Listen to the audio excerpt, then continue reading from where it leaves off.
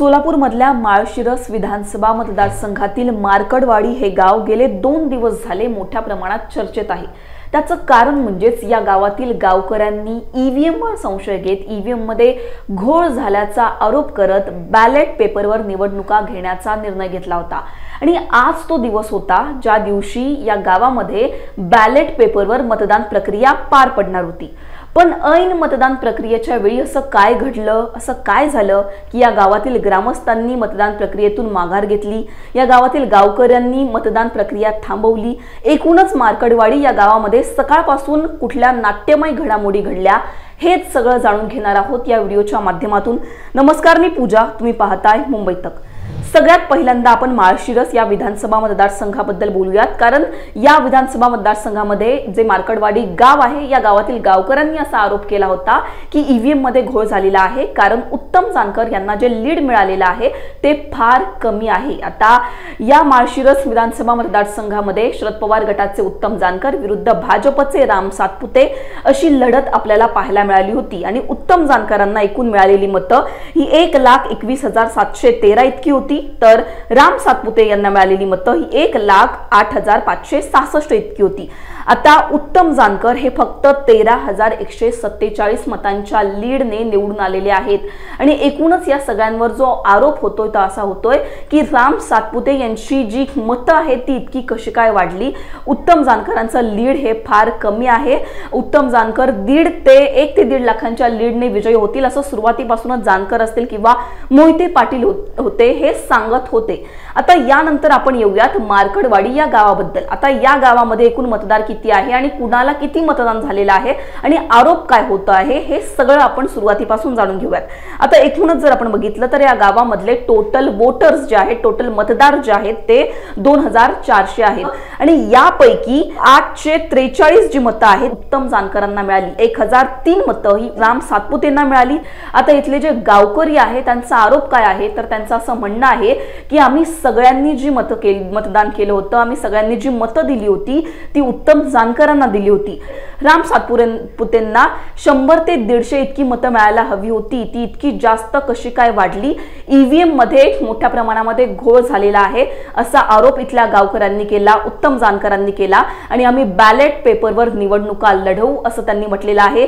फेर मतदानाची जी मागणी आहे त्यांनी प्रशासनाकडे केली होती, पण प्रशासनाने निवडणूक निर्णय अधिकाऱ्यांनी तिथल्या ही मागणी फेटाळली होती, कारण त्यांचं असं म्हणणं होतं की निवडणुका झालेल्या आहेत आणि पुन्हा एकदा फेर मतदान अशा प्रकारे पार पडू शकत नाही। पण इथल्या गावकऱ्यांनी इथले जे गावकरी होते, ग्रामस्थ होते आणि स्वतः उत्तम जानकर असतील हे ठाम होते की बॅलेट पेपरवर आम्हाला मतदान पार पाडायचं आहे। पुन्हा एकदा आजच्या दिवशी बॅलेट पेपरवर निवडणुका, बॅलेट पेपरवर मतदान करण्याचा जो निर्णय आहे तो इथल्या सगळ्या गावकऱ्यांनी घेतला। तशा प्रकारे वर्गणी सुद्धा काढण्यात आली, मोठ्या प्रमाणामध्ये मंडप त्या ठिकाणी बांधण्यात आला आणि जी सगळी प्रक्रिया असते बॅलेट पेपरवर मतदान पार पाडण्याची ती या ठिकाणी सुरू होती। आता सकाळपासूनच जर आपण बघितलं तर मोठ्या प्रमाणामध्ये प्रशासकीय यंत्रणा सुद्धा सज्ज झाली होती, तगडा पोलीस बंदोबस्त तैनात करण्यात आला होता, कारण प्रशासनाने जी मागणी होती ही फेटाळून लावली होती। प्रशासनाने परवानगी दिली नव्हती बॅलेट पेपरवर निवडणुका लढवायला, तरी सुद्धा बॅलेट पेपरवर मतदान करण्यासाठी इथले जे गावकरी होते यांनी हे ठाम होते आणि त्यांनी असं म्हटलं होतं की आम्हाला फासावर लटकवलं तरी चालेल, रक्तबंबाळ अवस्थेमध्ये आम्ही असलो तरी चालेल, आम्ही जे मतदान आहे ते करणारच। पण ऐन मतदानाच्या प्रक्रियेच्या वेळी असं काय झालं की या गावकऱ्यांनी या मतदान प्रक्रियेतून माघार घेतली। तर जसं की मी सांगितलं सुरुवातीपासूनच पोलिसांचा तगडा बंदोबस्त होता आणि पोलिसांनी सगळ्यात पहिल्यांदा वॉर्निंग दिली होती जेव्हा इथले गावकरी या सगळ्या मार्कडवाडी गावामध्ये ज्या मंडपासमोर जमा झाले होते तेव्हाच पोलिसांनी असं म्हटलं होतं की एक जरी चिठ्ठी फाडण्यात आली तरी आम्ही तुमच्यावर कायदेशीर कारवाई करू। आणि त्यानंतर उत्तम जानकर असतील किंवा इथले सगळे पोलीस अधिकारी असतील यांच्यामध्ये बंद दाराआड चर्चा झाली, 1 ते 1.5 मिनिट ही चर्चा झाली आणि त्यानंतर उत्तम जानकरांनी हा निर्णय घेतला की आम्ही या सगळ्या मतदान प्रक्रिया आहे इथून माघार घेत आहे, कारण पोलिसांनी आमच्यावर दबाव टाकलेला आहे। पोलिसांचं असं म्हणणं आहे की एकाने जरी मतदान केलं तर आम्ही त्याच्यावर कायदेशीर कारवाई करू, आम्ही जो बूथ आहे तो आमच्या ताब्यात घेऊ। आणि त्याच्यामुळे इथले जे ग्रामस्थ होते त्यांचं पण असं म्हणणं होतं की पोलिसांनी आमच्यावर दबाव टाकला।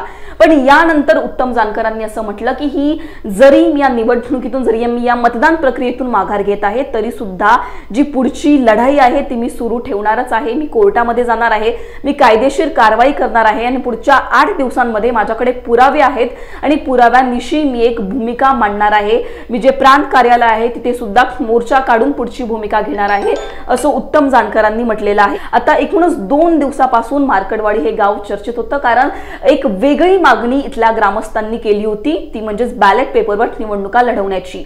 महाविकास आघाडीला जो या निवडणुकीमध्ये धक्का बसला तेव्हापासूनच ईव्हीएम वर मोठ्या प्रमाणात संशय घेण्यात येत होता आणि अशातच मार्कडवाडी गावातील ग्रामस्थांनी ईव्हीएम वर संशय घेत बॅलेट पेपरवर आम्ही निवडणूक मतदान करू असं म्हटलं होतं। आणि त्यानंतर आजच्या दिवसामध्ये मार्कडवाडी गावामध्ये मोठ्या प्रमाणात नाट्यमय घडामोडी पार पडल्या। बॅलेट पेपरवर मतदान करण्यासाठी इथले जे गावकरी होते, ग्रामस्थ होते ते ठाम होते, पण ऐन वेळेला पोलिसांनी या सगळ्यांमध्ये जे आहे ती मध्यस्थी केली आणि त्यानंतर उत्तम जानकर असतील किंवा ग्रामस्थांनी माघार घेतलेली आहे। पण आता उत्तम जानकरांनी 8 दिवसांमध्ये आम्ही पुराव्यानिशी योग्य ती भूमिका मांडू असं म्हटलेलं आहे। त्याच्यामुळे आता पुढे या सगळ्यांना काय वळण येतं हे पाहणं महत्त्वाचं आहे। एकूणच या सगळ्या नाट्यमय घडामोडींवर तुमचं काय म्हणणं आहे, तुमचं काय मत आहे हे आम्हाला कमेंट सेक्शन मध्ये सांगायला विसरू नका। मुंबई तकला तुम्ही जर सबस्क्राइब केलं नसेल तर सबस्क्राइब करायला विसरू नका। धन्यवाद।